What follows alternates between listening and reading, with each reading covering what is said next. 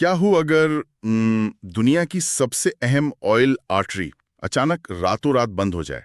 मतलब एकदम से पेट्रोल के दाम आसमान छूने लगें और स्टॉक मार्केट पूरी तरह क्रैश हो जाए। बिल्कुल। और जो ग्लोबल सप्लाई चेन है ना वो एकदम ताश के पत्तों की तरह ढह जाए।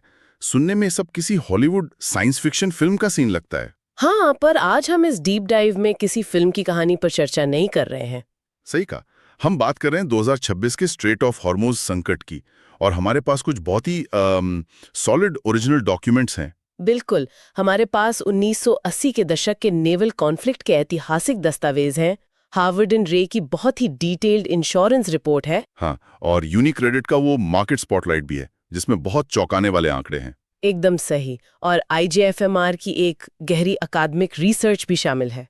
हमारा आज का मिशन ही यही है कि हम डिकोड करें कि आखिर कैसे एक संकरे समुद्री रास्ते का बंद होना पूरी दुनिया के लॉजिस्टिक्स को पंगु बना देता है। पर आगे बढ़ने से पहले एक बहुत जरूरी बात साफ कर देना चाहता हूँ। हाँ, वो निष्पक्षता वाली बात। बिल्कुल। देखिए, इन डॉक्यूमेंट्स में अमेरिका, इजराइल का ऑपरेशन एपिक फ्यूरी और ईरान के बीच चल रहे राजनीतिक और सैन्य संघर्ष का काफी जिक्र है।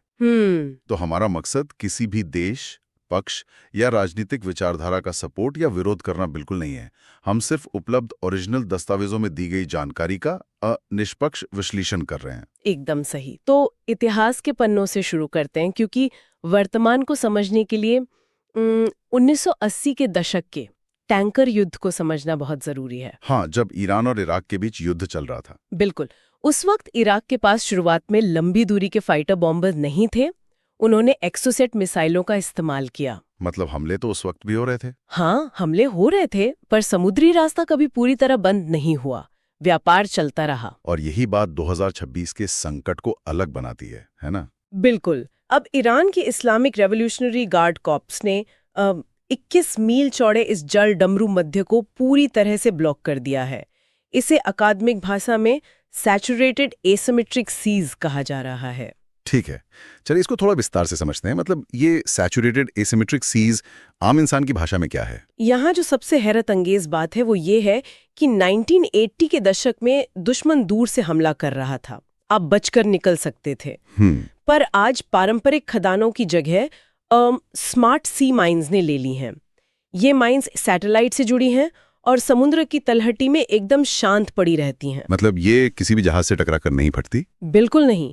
ये तब तक एक्टिवेट नहीं होती जब तक इन्हें किसी VLCC यानी बड़े तेल टैंकर की कोई विशिष्ट आवाज या उसका मैग्नेटिक सिग्नेचर महसूस नहीं होता। अरे बाप रे! मतलब ये तो ऐसा है जैसे रास्ते में से स्मार्ट सेंसर लगा दिए हों जो किसी खास VIP गाड़ी को देखते ही एक्टिवेट हो जाते हैं। एकदम सही एनालॉजी है। और इसके साथ ही सुसाइड ड्रोन्स और अनमैन्ड सरफेस वेसल्स का एक पूरा झुंड है जो एक तरह का तकनीकी लोहे का पर्दा बना रहा है। पर क्या उन्नत नौसेनाएं इन्हें रोक नहीं सकती? वही तो बात है। 1980 के दशक में युद्ध की गति धीमी थी। आज बिना इंसानी दखल के काम करने वाले हथियारों ने बड़े बड़े नौसैनिक एस्कॉर्ट्स को भी बेअसर कर दिया है। सिस्टम ओवरलोड हो जाता है। ओह! और जब समुद्र में ऐसी स्मार्ट माइंस बिछी हों तो इसका सबसे पहला असर जहाज के कप्तान पर नहीं पड़ता। बिल्कुल। इसका सीधा असर उन कंपनियों पर पड़ता है जो इन जहाजों का बीमा करती हैं। एग्जैक्टली। एक फिजिकल रुकावट कैसे एक वित्तीय लकवे में बदल जाती है, ये देखना सच में दिलचस्प है। हार्वर्ड एंड रे की रिपोर्ट इसे क्या कहती है? Risk explosion. हाँ, रिस्क एक्सप्लोजन। नॉर्मल दिनों में वॉर रिस्क प्रीमियम जहाज की कीमत का सिर्फ 0.1% होता है, जो कि काफी कम है। और अब ये सीधे छलांग लगाकर 2 से 3% हो गया है और कुछ मामलों में तो 5% तक पहुंच गया है। वेट, 5%? मतलब अगर कोई जहाज $100 मिलियन का है तो उसका प्रीमियम कितना होगा? उसका प्रीमियम $2,50,000 से बढ़कर सीधे $3 मिलियन प्रति यात्रा हो गया है। एक सिंगल ट्रिप का 3 मिलियन। अरे बाप रे! ये तो मुनाफे से ज्यादा इंश्योरेंस का खर्च हो गया। बिल्कुल। और इसीलिए लॉयड्स ऑफ लंदन ने कुछ मामलों में पूरी तरह से बीमा देना ही बंद कर दिया है। उनके आंकड़ों के हिसाब से अब तक 7 टैंकर हिट हो चुके हैं, जिससे लगभग $1.75 बिलियन का नुकसान हुआ है। वाह! और माल ढुलाई का खर्च? मध्य पूर्व से एशिया तक का फ्रेट रेट लगभग 3 गुना हो गया है। पर यहाँ पर मुझे थोड़ा संदेह है। मतलब क्या वास्तव में समंदर में भौतिक खतरा इतना बड़ा है, या फिर बीमा कंपनियों ने खतरे का इतना बड़ा हवा बना दिया है कि ग्लोबल ट्रेडर्स डर के मारे खुद ही अपना काम बंद कर रहे हैं? अगर हम इसको बड़े पैमाने पर देखें तो बीमा कंपनियां हवा में फैसले नहीं लेती। तो क्या सच में इतने जहाज डैमेज हुए हैं? हाँ, दस्तावेज बताते हैं कि कम से कम 9 से 15 टैंकर डैमेज हो चुके हैं। ये कोई हवा नहीं है। जब एक यात्रा के लिए बीमा का खर्च जहाज में मौजूद ईंधन की कीमत से भी ज्यादा हो जाए तो ग्लोबल सप्लाई चेन का रुकना तो तय है। सही बात है। और जब मुख्य समुद्री रास्ता वित्तीय और सैन्य दोनों रूपों से बंद हो गया है तो जाहिर है दुनिया भर के देश वैकल्पिक रास्तों की तरफ भागेंगे। बिल्कुल। और वही हो भी रहा है।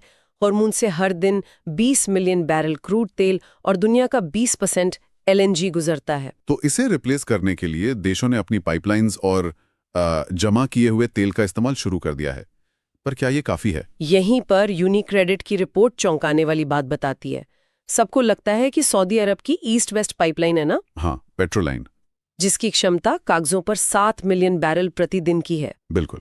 पर यम्बू पोर्ट पर लोडिंग की सीमा केवल 3 मिलियन बैरल है। यहाँ पर बात सच में बहुत दिलचस्प हो जाती है। मतलब ये तो ऐसा है जैसे किसी इंसान की मुख्य धमनी ब्लॉक हो गई हो और डॉक्टर छोटी छोटी नसों के सहारे शरीर में खून दौड़ाने की कोशिश कर रहा हो। बहुत सही कहा आपने। पाइपलाइन पहले ही अपनी 110% क्षमता पर चल रही है।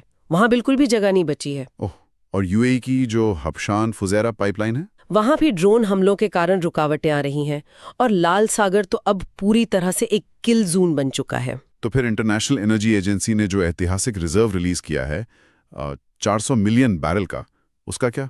और चीन के पास भी 1.2 बिलियन बैरल का बफर है।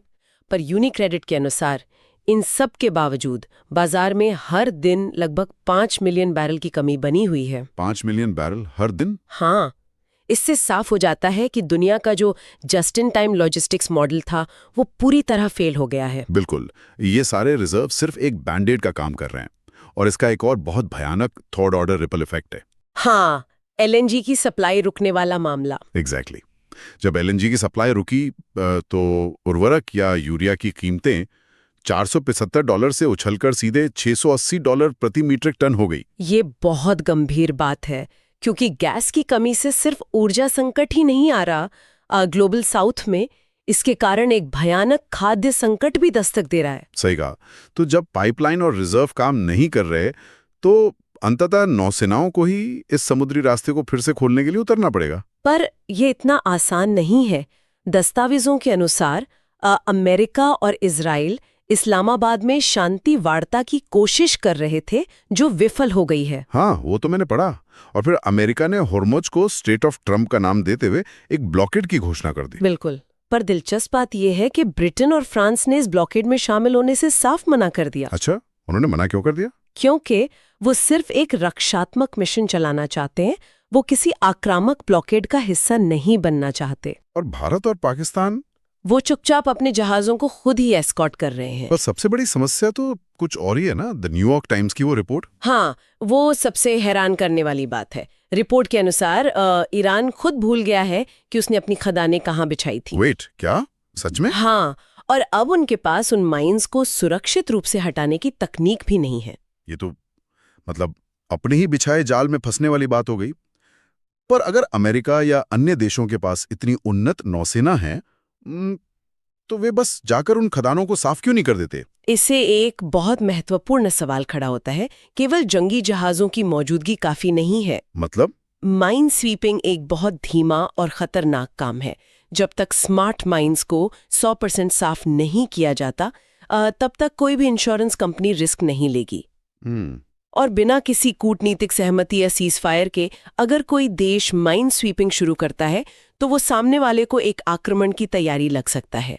ओह, तो मतलब बिना राजनीतिक कूटनीति के नौसेना सिर्फ मूक दर्शक बन के रह जाती है। बिल्कुल, सिर्फ बंदूकों के दम पर आप ग्लोबल ट्रेड का बीमा नहीं करवा सकते। तो आज की इस पूरी चर्चा का अगर हम सार निकालें तो 1980 के दशक का वो धीमा टैंकर युद्ध आज एक हाई टेक सैचुरेटेड सीज में बदल चुका है। सही बात है। आधुनिक लॉजिस्टिक्स में लचीलापन बिल्कुल नहीं बचा है, पाइपलाइंस नाकाफी हैं और बीमा बाजार की अस्थिरता ने व्यापार को पूरी तरह से पंगु बना दिया है। और सैन्य ताकत अकेले समस्या को नहीं सुलझा सकती। बिल्कुल। तो इन सब का आखिर मतलब क्या है? स्रोतों में एक और शब्द का जिक्र था, क्लाइमेट कॉन्फ्लिक्ट। हाँ, गैस सप्लाई और कोयले वाला मुद्दा। बिल्कुल। जब कतर से गैस आनी बंद हो गई तो यूरोप को मजबूरन वापस कोयले की तरफ लौटना पड़ा। जो कि पर्यावरण के लिए एक बहुत बड़ा झटका है। एग्जैक्टली ये सोचने वाली बात है कि क्या एक संकरे समुद्री रास्ते की लड़ाई सिर्फ अर्थव्यवस्था को ही नहीं बल्कि पूरी दुनिया के क्लाइमेट गोल्स को हमेशा के लिए बर्बाद कर सकती है? ये तो सच में डराने वाला सवाल है ना? क्या भविष्य की ऊर्जा सुरक्षा का मतलब ग्लोबल ट्रेड से पूरी तरह किनारा कर लेना होगा? इसी एक गहरे विचार के साथ हम आज का यह विश्लेषण यहीं समाप्त करते हैं।